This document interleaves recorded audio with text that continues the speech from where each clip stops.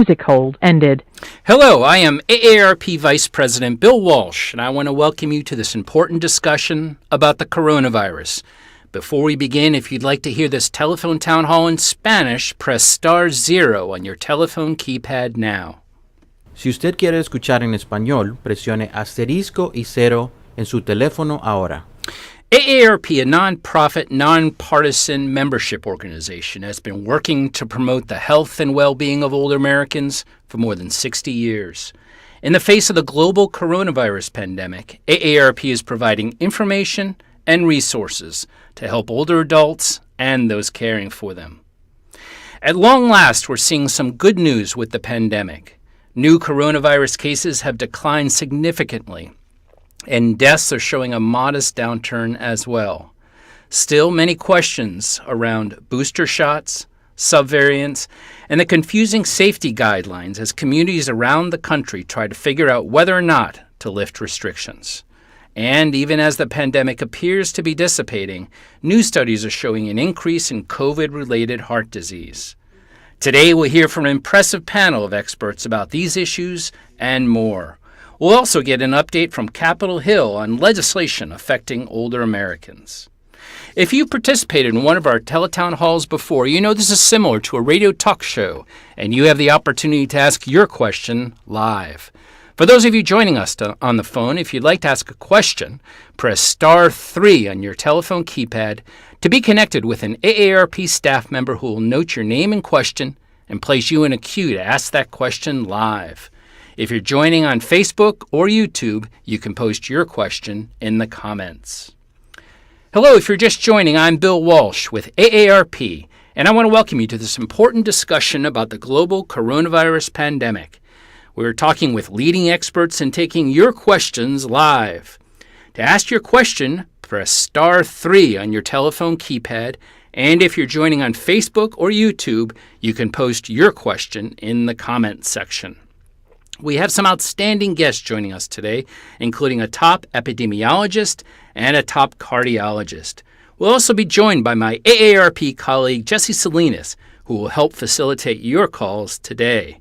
This event is being recorded, and you can access the recording at aarp.org/coronavirus 24 hours after we wrap up. Again, to ask your question, press *3 at any time on your telephone keypad to be connected with an AARP staff member, or if you're joining on Facebook or YouTube, drop your question in the comments section. Now I'd like to welcome our guests. Katie Passaretti, MD, is Vice President and Enterprise Chief Epidemiologist at Atrium Health. Welcome back to the program, Dr. Passaretti. Thank you. Pleasure to be here. All right. Pleasure to have you.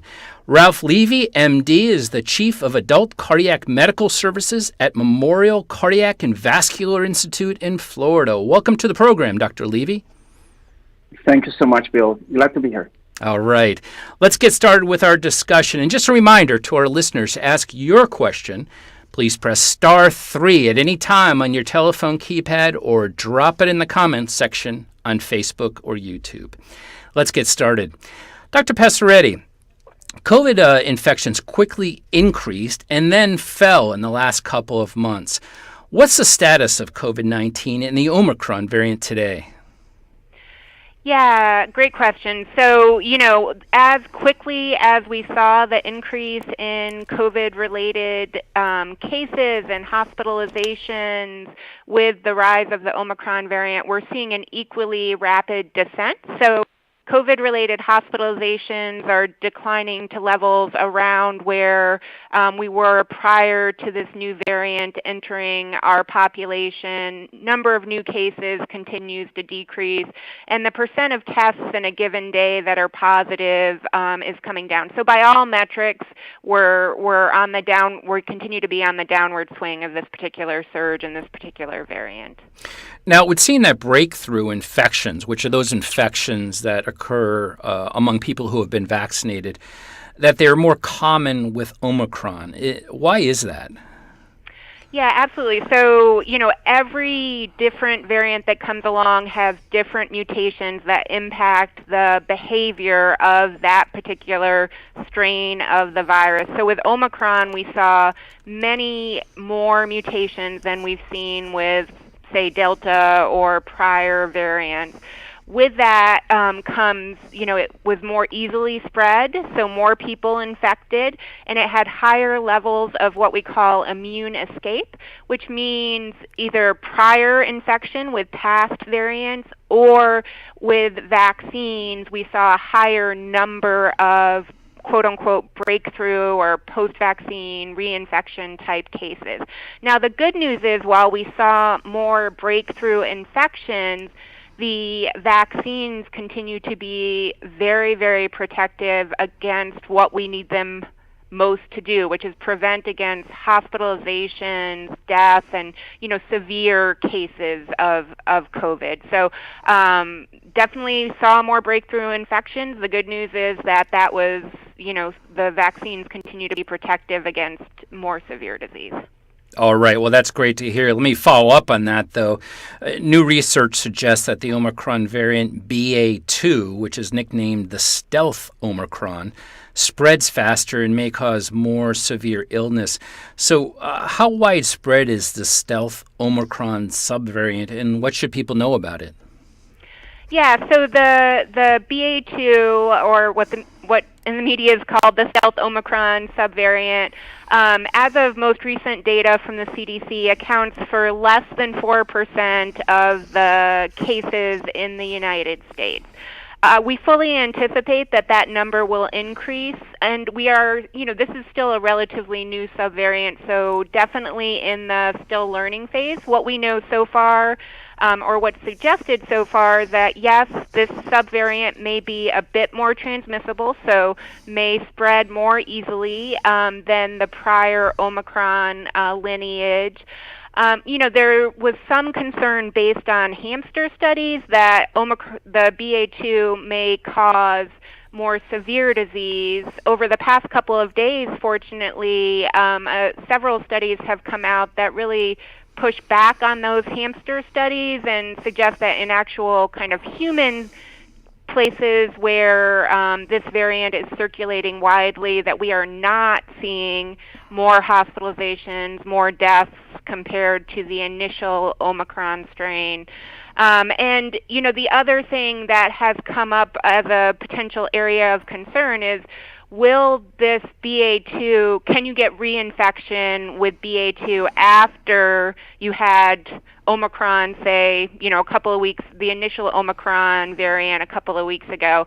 And, it does look like, many people in our country and the world have had Omicron over the past 1 to 2 months, that initial Omicron strain does seem to protect against reinfection. So we're not seeing huge numbers of people that had the BA1 or initial Omicron strain getting infected with BA2.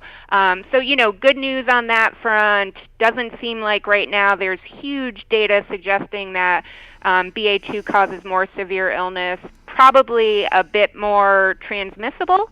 But I will say in the areas where, outside of the United States where, BA2 accounts for a large chunk of current cases, it isn't turning the tides on trends, downward as far as number of cases and hospitalization. So, mixed baggage, still watching it very closely, but, right now, some promising signs. And do we know how effective the vaccines that have been approved in this country are against BA2?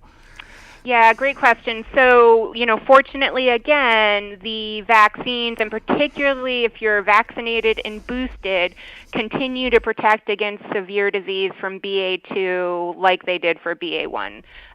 So, good news on that front as well. Very good. Thanks for that, Dr. Passaretti. Dr. Levy, let me turn to you. Now, after COVID, even with mild cases, the risks of heart problems remain elevated for about a year, according to a study released this month. A recent German study found 3/4 of individuals post-COVID had heart abnormalities. How significant are the risks, and what are the warning signs? Okay, Bill. Well, it's very important to put these studies into context, and I'll explain what I mean. Excuse me. When the German study came in, it's actually quite a while ago. It was a study of 100 patients post-COVID infection, and we saw a lot of abnormalities in an MRI of the heart. But you have to think about it this way. This was just a test, right? And we saw these changes, and many of these changes, although it said 70%, they were mild changes. So we didn't know exactly what that meant, and we kind of shrugged our shoulders and we waited for more information. Well, now we have that information, and it's important information. In this study, in this journal called Nature Medicine, VA investigators published some research that compared what happened in terms of cardiac events between 500,000 patients who got COVID. They compared to 5 million contemporary patients without COVID and 5 million patients before the COVID era. And what they did discover is that there was an increased signal of harm, of risk in patients after COVID, even patients that had mild symptoms. And those patients had an increased rate of heart attacks, strokes, clotting problems, all kinds of vascular issues. So now it's very different, right? We went from an abnormal test to now real clinical events. What is the magnitude? It was, in my view, percentage-wise, it looked like a big magnitude, but we're talking about 3, 4 more heart attacks per, 1,000 people. The same thing with strokes. So it is an increased number, but it's an overwhelming number. It has to be taken with caution as well. If this is just VA patients, it doesn't apply necessarily to the rest of the population. But it's the first signal that tells us, listen, something real happened here. We need to find out why these people are having more heart attacks, and we need to intervene before this gets out of hand. All right, and you anticipated my next question, which is about risk factors. It sounded from what you were saying that there are increased risks because of pre-existing conditions, but are are things like vaccination status, age, or other factors also risk factors for developing heart abnormalities from COVID? Yeah, absolutely. So the question is why this happened, and it can be many things. A funny story happened when COVID started. We stopped seeing patients coming to the hospital with heart attacks. And it's not like COVID was curing heart attacks. It's that patients were so afraid to come to the hospital that they were dying at home because of heart attacks. Well, you can extrapolate that and say, well, listen, these patients are still not coming to the office or delay visits, or maybe they're not taking their medication for blood pressure, or finding out that they have blood pressure, or finding out that they have high cholesterol and not treating it, or patients who already have pre-existing conditions with high blood pressure, actual heart disease. They're not being as careful, or they're not taking their medications as they should. Or it may be a virus factor. Some patients do get an infection in the heart. It's not very common because of the virus. Some patients get severe lung disease, and in the body, things don't come by themselves. So you're going to have significant lung disease. Your heart is going to be an innocent bystander. It's going to get hurt as well. And we're going to have long-term consequences from that. Certainly, the vaccine is going to protect you. The vaccine is not going to harm you. I want to be very clear on that. And it's very important that the audience understand that we need to be fully vaccinated and boosted, as a matter of fact. Finally, in terms of age, of course, the older we are, the more concomitant medical conditions we have, from high blood pressure to diabetes, to obesity, to inactivity, to high cholesterol. Some of the audience may have had heart attacks before. They may have problems with the valves in the heart, previous problems with the muscle in the heart. They may have a condition called heart failure. And certainly, if you get this virus, you're going to be at risk of more complications if you have those conditions. Okay, and do you have any advice for folks who might be listening who do have pre-existing heart conditions if they end up being diagnosed with COVID? Yeah, my advice is to contact your physician and to follow instructions in terms of your medications. We have the ability to control most of the conditions in cardiology. We can control high blood pressure. We can lower the cholesterol to unbelievably low levels. we can make sure those patients with heart failure feel better and live longer. But it requires that you reach out to us, that you are compliant with your diet, with your medication. I need you guys to be super active. Exercise is one of those super powerful medications that nobody ever uses, and yet it's free, readily available. It makes you live longer, feel better, allow you to live independently. So that kind of stuff. All right. Thanks so much, Dr. Levy. And I love hearing about exercise as a medication. Very good. As a reminder to our listeners, if you'd like to get in the queue to ask your question live, go ahead and press *3 on your telephone keypad. And if you're on YouTube or Facebook, go ahead and drop it into the comments section. We're going to take your live questions shortly. But before we do, I wanted to bring in my AARP colleague, Christina Martin-Forvita, who is the Vice President of Government Affairs here at AARP. Welcome, Christina. Delighted to be here, Bill. All right. We're delighted to have you. Now, in addition to sharing the most recent news on the coronavirus, we have to take a few minutes to update our listeners about advocacy news in a segment we call Fighting for You. Christina, any news you can share with us on the advocacy front? Absolutely, Bill. AARP is still urging the United States Senate to allow Medicare to negotiate for lower prescription drug prices. We know that more than 80% of voters across parties support this change, and that it would save seniors and Medicare billions of dollars. Congress has promised for years to address the price of prescription drugs, and now is the time to get the job done. We have also endorsed recently a bipartisan plan to protect Social Security recipients from identity theft. Protecting older Americans from fraud and scams is one of our top priorities. Okay. Now, in addition to fighting for change on Capitol Hill, I know AARP advocates in every state as well. Are there some recent successes in the states that you can share with us? Absolutely. AARP is for sure hard at work advocating in every state nationwide. In addition to our federal activity on prescription drug affordability, last year AARP state offices helped to achieve 26 prescription drug affordability victories in 17 states. For example, right at the end of 2021, AARP Pennsylvania was instrumental in passing 2 bills that make more older people eligible for a state program that provides financial assistance to pay for prescription drugs. Now, with the 2022 state sessions in full swing, AARP state offices across the country are right back at it, pushing for new policies to bring down the prices of prescription drugs. Well, that's fantastic to hear. Now, in addition to prescription drug prices, AARP is also fighting to help people stay financially secure. Can you share some current examples of that?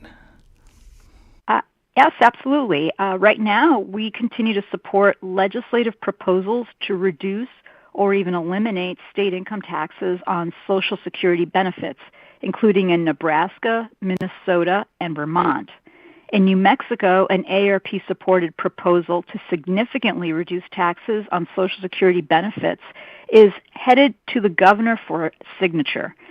And we're also supporting legislative proposals to reduce or eliminate state income taxes on retirement distributions from 401k plans, 403b plans, and traditional pensions in states such as Maryland, Connecticut, and Iowa. Finally, AARP has been instrumental in supporting IRA work and save programs in states around the country to help people save for retirement, including a recent program in Connecticut that's seeing fantastic results. Oh, that's all great news. Now, we've also seen progress with rental and utility aid. Isn't that correct? That's right. We're advocating at the state level for rental and utility assistance. For example, in 2021, AARP New York lobbied the newly appointed governor to increase the use of federal emergency rental assistance funds to eligible households, leading New York from an increase of just 5% of funds that New York was allocated, distributed in June and July, to 85% of the funds distributed by September. In addition, AARP New York protected consumers from utility disconnections by filing an emergency petition to increase relief for those struggling to pay their bills during the pandemic. All right. Well, that's a lot of work going on. Finally, AARP has seen some recent advances in health and caregiving, too, especially improvements in long-term services and supports and home and community-based services. Is that right? That's right. In 2021, AARP state offices helped achieve 27 legislative wins related to improving home and community-based services and 18 wins related to long-term services and support systems. These positive changes expanded or enhanced access to services, made advancements toward rebalancing care from facilities and institutions to home and community-based services, and provided opportunities and support for family caregivers. This year, we're continuing to fight for improvements in local services and systems because we want older adults to receive the quality care they need and deserve. Ultimately, we want people to be able to remain living in their homes and their communities where they prefer to be for as long as possible. Well, that's exactly what they're looking for. Thanks so much, Christina. That's great news and a lot of great work across the country. Thanks for those updates. All right, now it's time to address your questions about the coronavirus with Dr. Katie Passaretti and Dr. Ralph Levy. As a reminder, press star 3 at any time on your telephone keypad to be connected with an AARP staff member to share your question live. And if you'd like to listen in Spanish, press star 0 on your telephone keypad now. Si usted quiere escuchar en español, presione asterisco y 0 en su teléfono ahora. I'd now like to bring in my AARP colleague, Jesse Salinas, to help facilitate your calls. Welcome, Jesse. Glad to be here today, Bill. All right, let's take our first question. Our first question today is going to come from George on YouTube. And George asks, now that mask mandates are being lifted, really avoid public places or busy places like theaters, buses, or airports?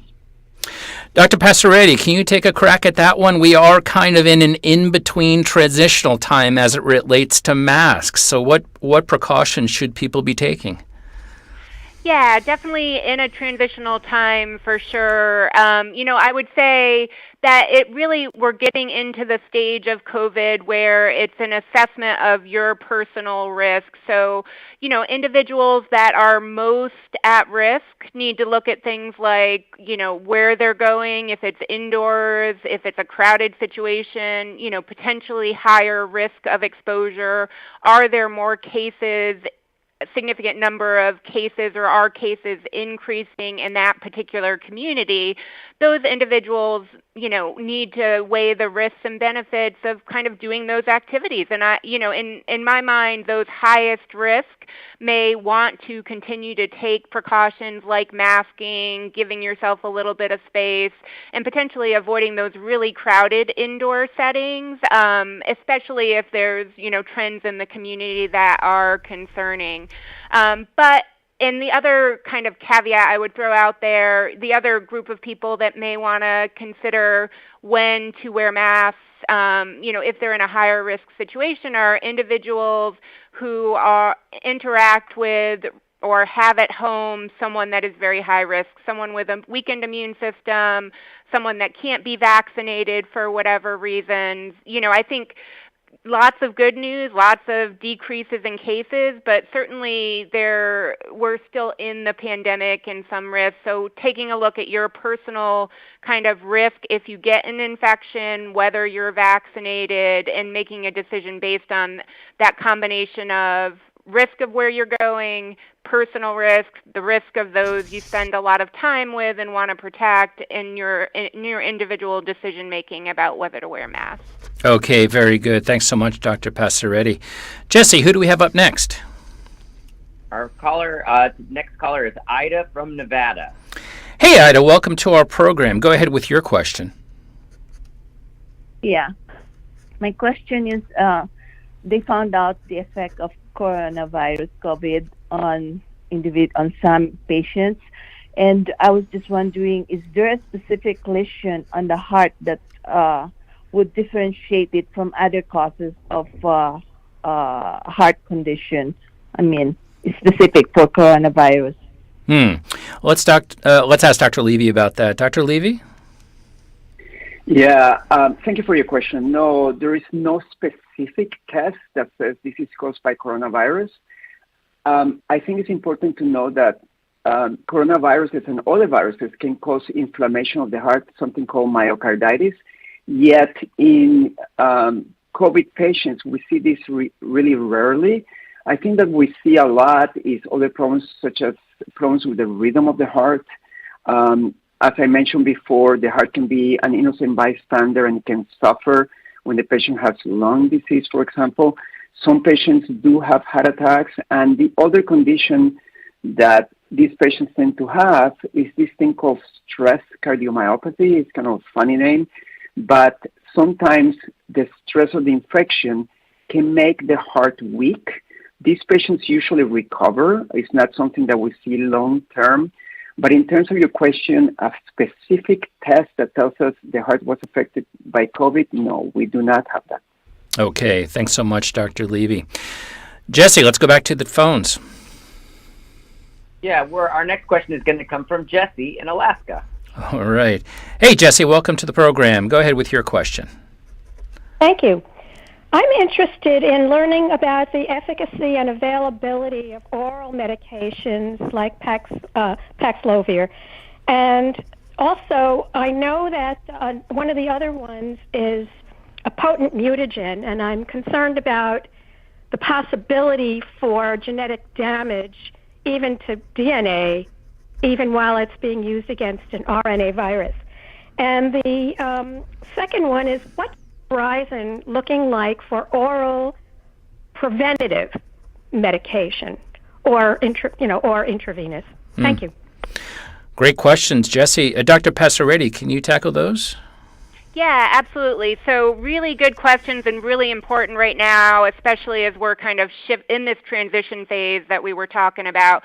So first off, your question about Paxlovid, oral medication that in studies and in use so far works very well if given early in disease in high-risk individuals at preventing hospitalization.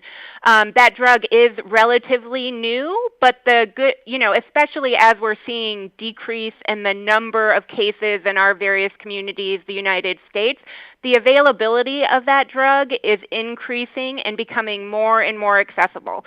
So, unfortunately during Omicron, we were, at this rough, Paxlovid came out kind of smack dab in the middle, and as supply was ramping up, cases were super high. We're now, continuing to have increased supply, which is a good thing, and our cases are coming down. So people should find that availability of that medication is increasing pretty decently across the United States. The second medication you mentioned that impacts kind of RNA is called molnupiravir. So that medication also does have a role to play in treatment. The studies, the mechanism of action has raised some concerns about, potential mutations. Those have not played out clinically as of yet. And, it does, while not as effective as Paxlovid, does have some efficacy, again, if given soon after symptom onset, in preventing more severe disease. So certainly my first-line oral medication for people that can get it is Paxlovid. If there's a reason that Paxlovid can't be given either because of a medication interaction or, whatever reason, then molnupiravir, I wouldn't completely rule out molnupiravir. And then I think your final question, which also is very good, was about prophylactic medications. So currently there are not any oral prophylactic medications available. Hopefully over time those will become available, and certainly candidates are being studied actively, but nothing that has kind of risen to, being recommended for clinical use. There are potential either intravenous or potentially intramuscular medications that can be used for either post-exposure prophylaxis, meaning I am high risk, I had a family member in my household that had COVID and am not sick yet, but I want to prevent getting sick. So the monoclonal antibodies that have been used for treatment of COVID can also be used in that situation where supply allows. Finally, there is another medication that goes by the trade name Evusheld. Again, intravenous medication, so and supply is still being kind of increased, so may not be available for all populations, but for the highly immunocompromised is who Evusheld is recommended for. Intravenous medicine that can hang out in the system, and in the studies up to 6 months of protection. So for people that had transplant sick, or significantly weakened immune system due to chemotherapy, inability to kind of respond to vaccines, that's another option that's out there. So I think the treatment landscape is looking brighter and brighter, and prophylaxis starting to be some options there as well. Great. Thanks for walking us through that, Dr. Passaretti. Jesse, who is our next caller? Our next caller is Debbie in Texas. Hey, Debbie, welcome to our program. Go ahead with your question. Yes, hi. This is just a real kind of vague question. I was just wondering if there's been any findings on the time frame between actually contracting COVID and developing some heart issues. It's a personal issue. Sure. Because I had a baseline a year ago. Everything was fine. Heart was fine. Nuclear stress test, everything good. Then I contracted COVID in January last month, and then just about a week ago, I went to the cardiologist for something, just a checkup, and the EKG was abnormal. And they said that I probably had a silent heart attack. And I'm thinking, is that more than coincidence? Or did the COVID already, even before I read this article from AARP and heard about this, going on today, there was a connection in my brain that, oh my gosh, maybe it has something to do with the COVID. But then I thought, right. Well, I only had COVID 2 months, 6-7 weeks ago. So. Well, let's ask the experts. Let's ask Dr. Levy. He's an expert in this area. Dr. Levy, what can you tell Debbie and others who might have similar concerns? Yeah, it's a very interesting question. It's difficult to tell, Debbie, because I don't know what your risk factors are to have heart attacks. So risk factors are things like high blood pressure, diabetes, smoking cigarettes, having a high cholesterol, or a family history for premature coronary artery disease. That's number one. Number two, it is likely that you had the Omicron variant, if you had it last month, because that was the dominant variant. And this variant was not really associated with an increased prevalence of heart disease or lung disease for that matter. We're just not seeing much of that. Having said that, if, for example, you had significant risk factors and you had COVID, COVID is like any stress in your body. It could have been just bleeding, for example, from an ulcer or a polyp in the colon, or maybe could have been just like a pneumonia or anything else like that. Anything that stresses the heart in somebody who is prone to have a heart attack could have caused a heart attack conceivably. If we are arguing that it's the virus that caused this, I think that is unlikely. As I mentioned before, the virus can cause an inflammation in the heart, but we don't see that very often. It can cause problems with clotting, and sometimes when we clot too much, our arteries can clot as well in the heart, and you can have a heart attack because of that. But usually those patients have symptoms. It is possible to have had a silent heart attack, but again, it's a little bit unusual unless somebody has, things like advanced diabetes.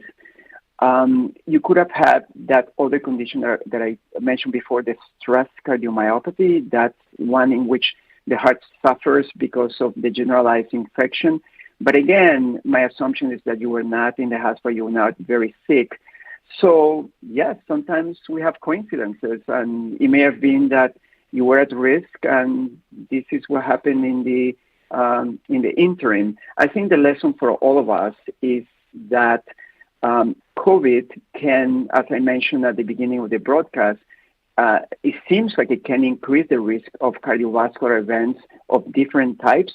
And the most important thing is to do what you just did, which is to go to your doctor and take care of your health, take care of those risk factors such as high blood pressure and diabetes and the cholesterol, and things pretty much will work themselves out after that. Let me just follow up on that. Debbie had started off by asking about a time frame when such symptoms might develop, and I imagine there may be a lot of listeners out there wondering, well, I had COVID. Am I going to start developing some symptoms of heart disease or hypertension or something? Have the studies shown us that there's a particular time frame when these sorts of symptoms typically appear? No, and in that particular study, it was at 1 year. My bet is that we're going to continue to see that signal of harm in years to come. There's, I think, 70 million patients who had COVID in the United States thus far. But there's no specific time that will tell us that. I think that the patient that needs to be concerned, that really needs to reach to the doctor, is the patient who has, already heart disease, or who is at risk to have heart disease, and who has those conditions that I just mentioned: the blood pressure, the diabetes, anybody who's obese or overweight, as I just mentioned, patients who have concomitant conditions such as advanced lung disease, advanced kidney disease. Those are the patients that I will be particularly concerned about, that they may have an increased risk, but nothing in terms of timing thus far. We have to remember, Bill, that this is a young disease, only 2.5 years, and we're still trying to figure it out. It's like if you drop on me right now and told me, we just have this condition called cancer. Figure it out. And, it's not so easy. It takes a little while. All right. Thanks, Dr. Levy, and Dr. Passaretti as well. And thank you for all your questions. We're going to take more of your questions shortly. And remember, if you'd like to get in the queue to ask your question live, go ahead and press *3, or if you're on Facebook or YouTube, drop your question in the comments section. I would like to turn back to our experts in the meantime. Dr. Passaretti, states and communities are dropping indoor mask requirements, as we've already mentioned, and by the end of March, every state except Hawaii will have ended mask mandates. Could you talk a little bit about the circumstances where people should continue to wear masks?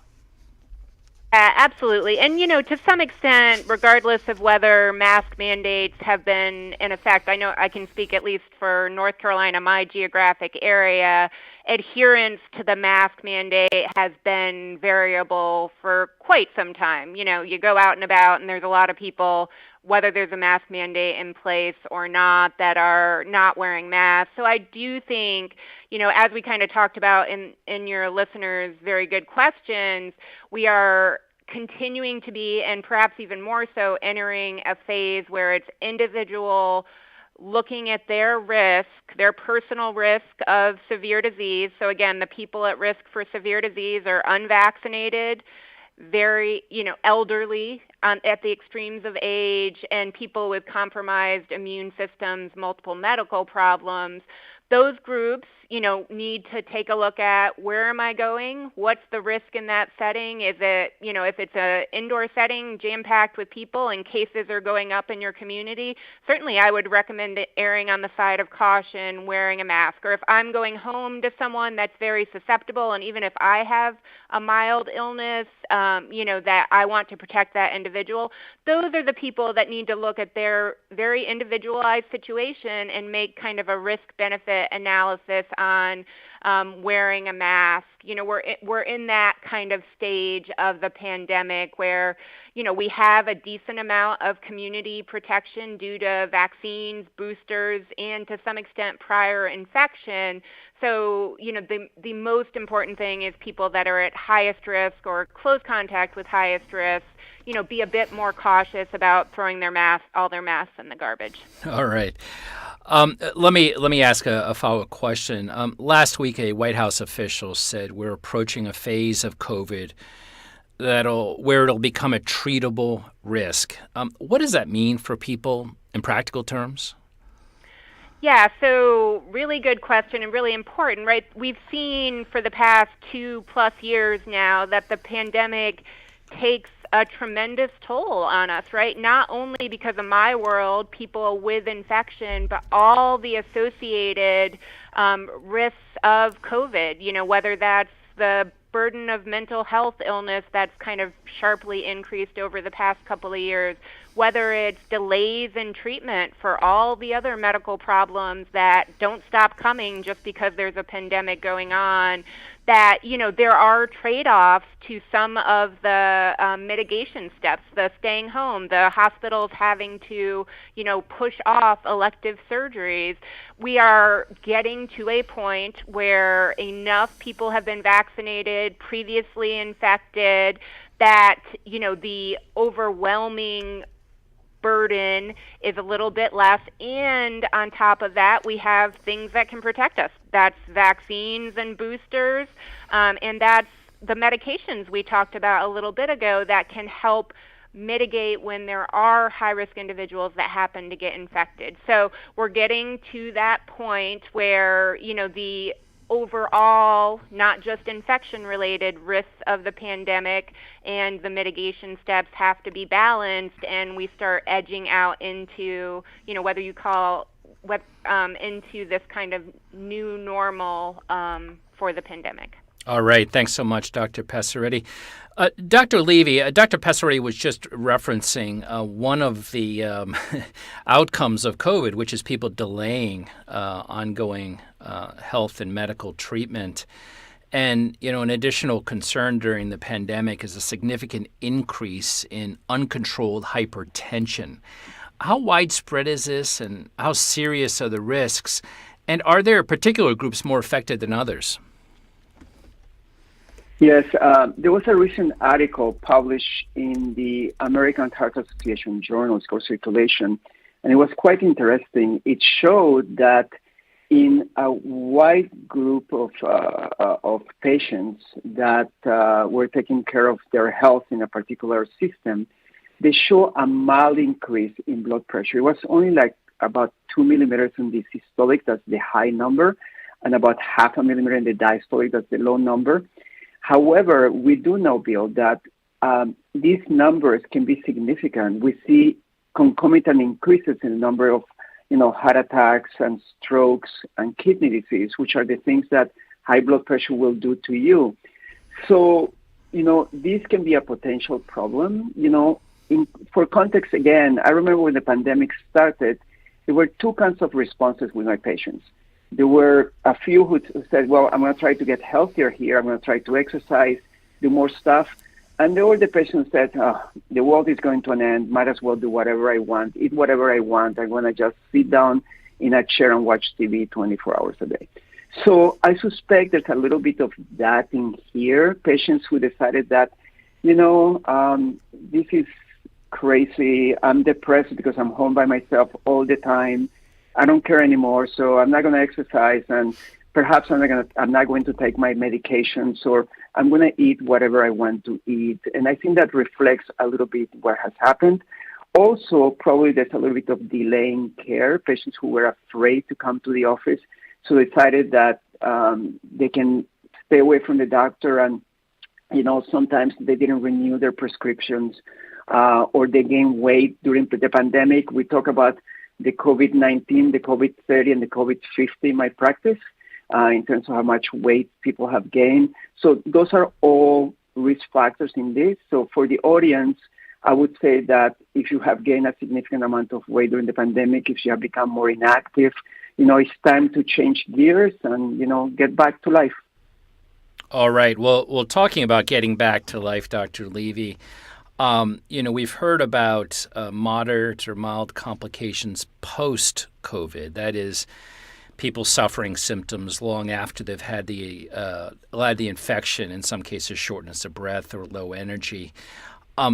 Is it a matter of time before these sorts of symptoms dissipate? Yeah, so this syndrome called long COVID, it's one of those things that we are writing as we speak.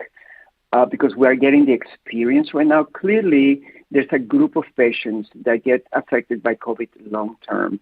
And some of those consequences, as we described before, are going to be cardiac issues. But also there are issues like brain fog that probably the audience have listened about, chronic fatigue, being tired all the time, being, depressed. There are patients who have significant lung disease during COVID that they're not going to recover. The lungs are completely scarred. And there are some patients who suffer heart damage because they had heart attacks. So this is going to be an issue for years to come. It's going to be a huge burden in our health system to take care of.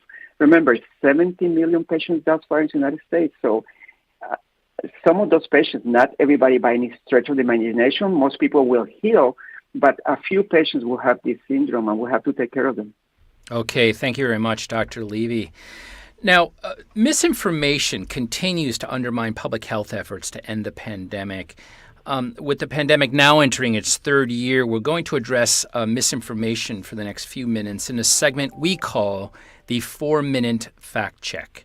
We'll ask our experts to help us debunk misleading claims and understand why misinformation is so problematic.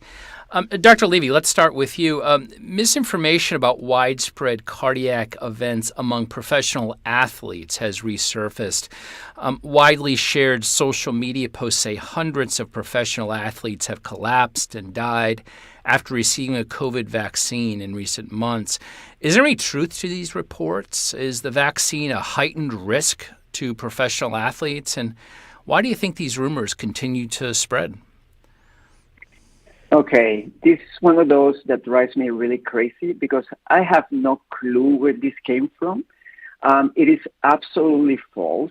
There's just no data that demonstrates that is true.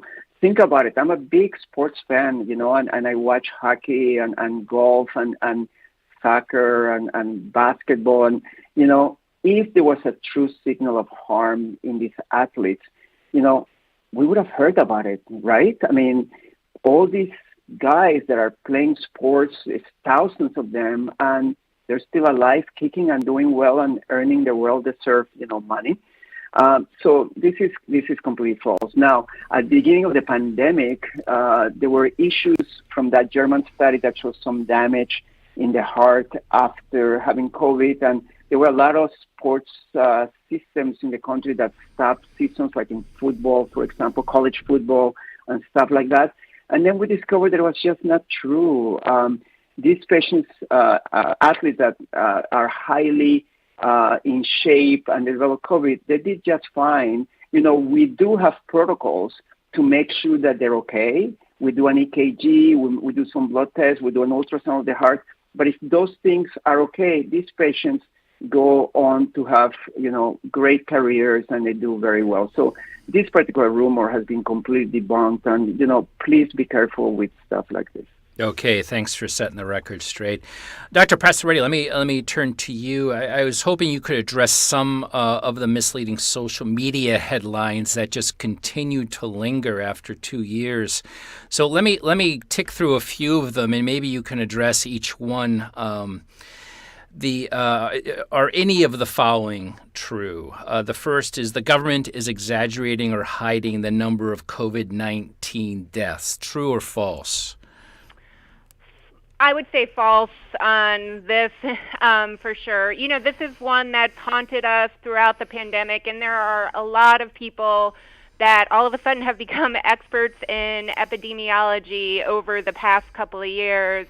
Medicine has a lot of gray areas, and we've been talking about for this past hour, COVID-19, you can get very sick from the virus itself, COVID-19 infection, and have, we've certainly, as someone that sees patients in the hospital, I've certainly seen my fair share of patients that have passed away directly due to COVID infection. There's also a lot of patients that they're sick with COVID and have down the road complications. The stress of the infection, as we've kind of been talking about, can affect others. So is the data clean? No. Is any healthcare data ever perfectly clean? The reality and the truth is that we have seen a tremendous number of deaths due to COVID-19, and the excess mortality due to COVID-19 for the past 2 years has had a tremendous impact on our society. All right, let me toss another one at you that we continue to see, particularly in social media. Pregnant women should not get the COVID vaccine. What do you say about that? False, false, false. This is one where social media has done a lot of harm. There is ever increasing data that vaccination in a pregnant woman protects that woman and protects the infant. And we're getting more and more data over time that, continue to reinforce that vaccines, COVID-19 vaccines, are safe in this population. So I would strongly, strongly encourage anyone who is pregnant to go ahead and get vaccinated for themselves, for their future baby. Pretty clear in my mind the vaccine is protective in this population. And we also have seen the tremendous impact of COVID-19 infection causing increased deaths in young, otherwise healthy pregnant women, and impacts on, early births and impact to the baby. Okay, let me hit you with one more. We keep seeing that the COVID-19 vaccines have been shown to cause infertility and reduce sexual function. True or false? Also false. What we do have seen data to suggest is that COVID-19 infection can impact both male and female fertility, but we have not had any evidence that the vaccines themselves cause infertility, reduce sexual function, have any impact on that. So that is also a social media kind of misinformation. Okay, thanks so much, both Dr. Levy and Dr. Passaretti, for that. Now it's time to address more of your questions with Dr. Katie Passaretti and Dr. Ralph Levy. Please press star 3 at any time on your telephone keypad to be connected with an AARP staff member. Jesse, who do we have on the line? Our next caller is going to be Mark from Ohio. Hey, Mark, welcome to the program. Go ahead with your question. Yes, I have AFib in right branch bundle block, and my heart is not pumping like it should. I'm under cardiac care. I was wondering, should I be asking for a fourth booster shot? Dr. Levy, can you take that question from Mark? Yes, thank you, Mark. The answer to that is not just yet. Actually, I checked with my infectious disease chief this morning because I kind of knew this question was coming up. So the actual recommendations for immunocompromised patients that are, for example, medications called steroids at a high dose or have certain kinds of hematological malignancies like lymphomas or leukemias, or who underwent something called a stem cell transplant, who have uncontrolled HIV infections, stuff that produces a decrease in immunity. You're not in that category, so I would say to hold off for now. Thanks so much, Dr. Levy. Jesse, who do we have next? Our next question is from Facebook, and this is Laura, and she asks, for people with type 1 diabetes, is there any evidence that type 1 diabetes by itself puts people more at risk for severe COVID? Dr. Passaretti? Yeah, so, diabetes is one of the medical conditions that has been associated with more severe illness due to COVID. It's also one of the conditions that's been associated with individuals who are more prone to the long COVID or post-acute COVID. So diabetes and, oftentimes with diabetes, obesity, both have been persistent risk factors for more severe disease from once you get infected with COVID. Okay. Thanks very much, Dr. Passaretti. Jesse, who do we have next on the line? Our next caller is William. Hey, William, welcome to the program. Go ahead with your question. Yes, I have a friend who had COVID, and she is 62, and she has a heart valve, and I had no idea that COVID could lead to some type of heart condition.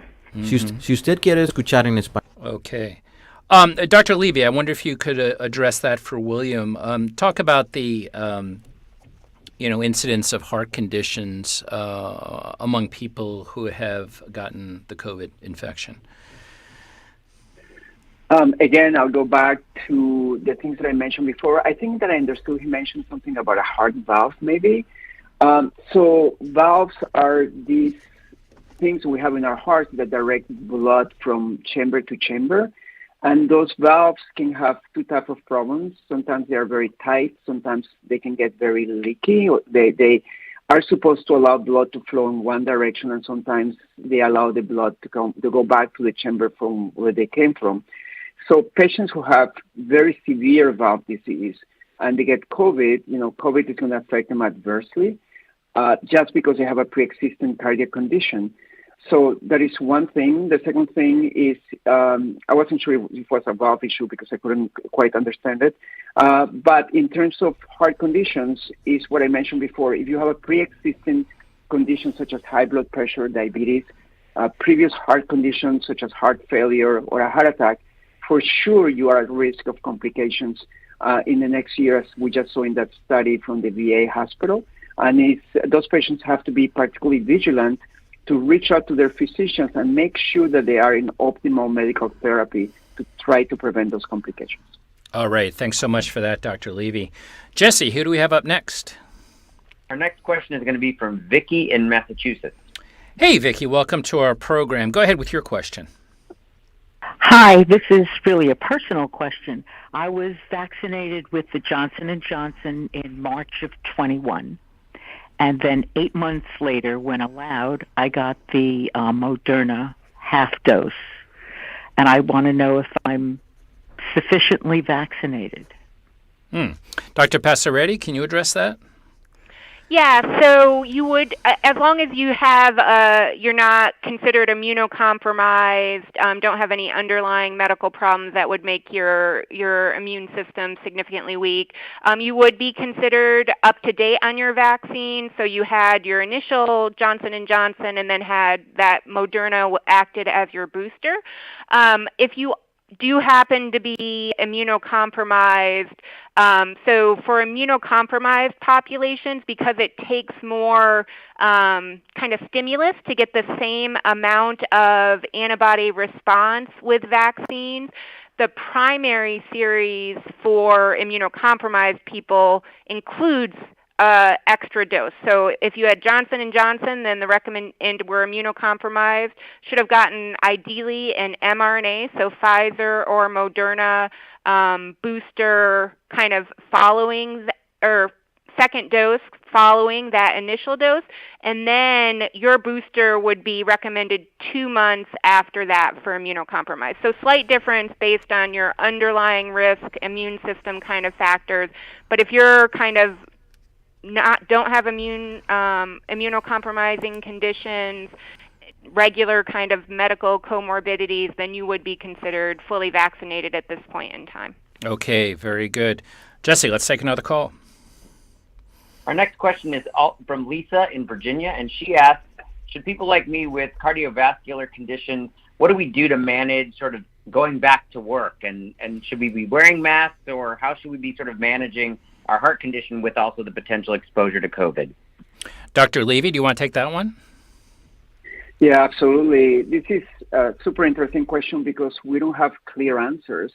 I can tell you what I do, because I have some patients, for example, that are brittle diabetics. They have known heart disease. So I try to protect them. I think they will be at an incredibly high risk of complications if they get COVID. So I actually write letters to their employers and I tell them, listen, this patient has to be working from home because he's just too high of a risk. And most people listen and they accommodate the patient. So if you are in a particular risk category, I would say, yes, accommodations should continue. Now, it's a work in progress. As COVID gets less dangerous, let's put it that way, we hope that it will continue to evolve that way. Maybe the risk won't be as high and we can allow those patients to mingle and to go back to work. But in the meantime, I try to isolate those patients that I consider high risk. Okay, thanks so much, Dr. Levy. This has been a really informative discussion, and thanks to both of our expert panelists for answering our questions today. And thank you, our AARP members, volunteers, and listeners for participating in this discussion. AARP, a nonprofit, nonpartisan membership organization, has been working to promote the health and well-being of older Americans for more than 60 years. In the face of this crisis, we're providing information and resources to help older adults and those caring for them protect themselves from the virus, prevent its spread to others while taking care of themselves. All of the resources referenced today, including a recording of the Q&A event, can be found at aarp.org/coronavirus starting tomorrow, February 25th. Go there if your question was not addressed, and you'll find the latest updates as well as information created specifically for older adults and family caregivers. And if you're looking for Medicare assistance during COVID-19, please visit the following website, shiphelp.org/COVID-19. That's shiphelp.org/COVID-19. We hope you learned something today that can help keep you and your loved ones healthy. Please join us again March 10th for a special live coronavirus Q&A event that marks 2 years into the COVID pandemic. We hope you can join us at that time. In the meantime, thank you and have a good day. This concludes our call. The AARP